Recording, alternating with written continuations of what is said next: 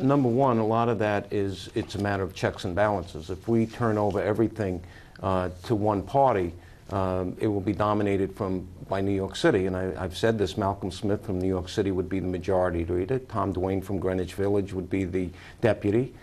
Jeff Klein from the Bronx would be the deputy to the deputy. You'd have David Paterson, who is a great guy. He's from Manhattan. Speaker Silver from Manhattan.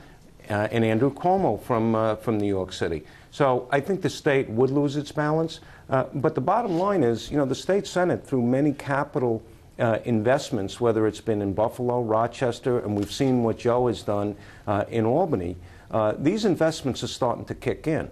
And we see right here with the Nanotech Center, with IBM, with AMD, hopefully that's going to work out.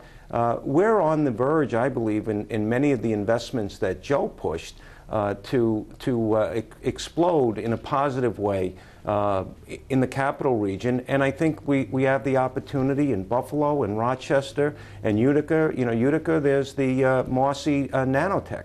That we have to find a tenant. So a lot of the infrastructure and the first steps have been taken, and they've been capital driven by the state Republican Senate. Let's talk a little bit about the races that are coming up. You have said that you not only intend to keep the state Senate in the GOP hands, but actually to increase your majority. What would the state Senate look like? We talked about the fact that the leaders would come from New York City. What are some of the issues that you believe would rise to the top of their priority list if Malcolm Smith becomes the leader and the Democrats take control of the state Senate? Well, again, I think number one, you would see a total shift in state aid to education, shift from a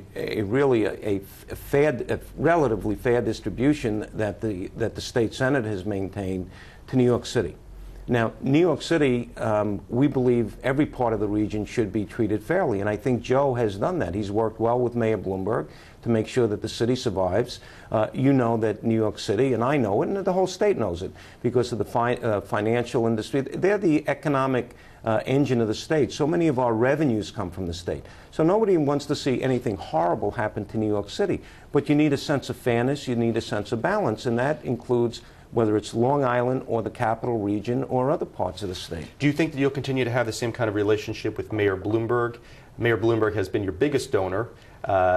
In the most recent count, I believe, was a $50,000 donation to the Republican committee.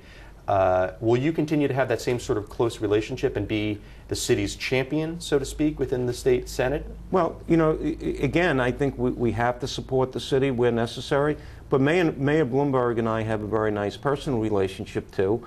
I was fortunate enough to go with him to Greece twice when we were trying to get the Olympics to come to New York City. And I find him to be a very decent, good person.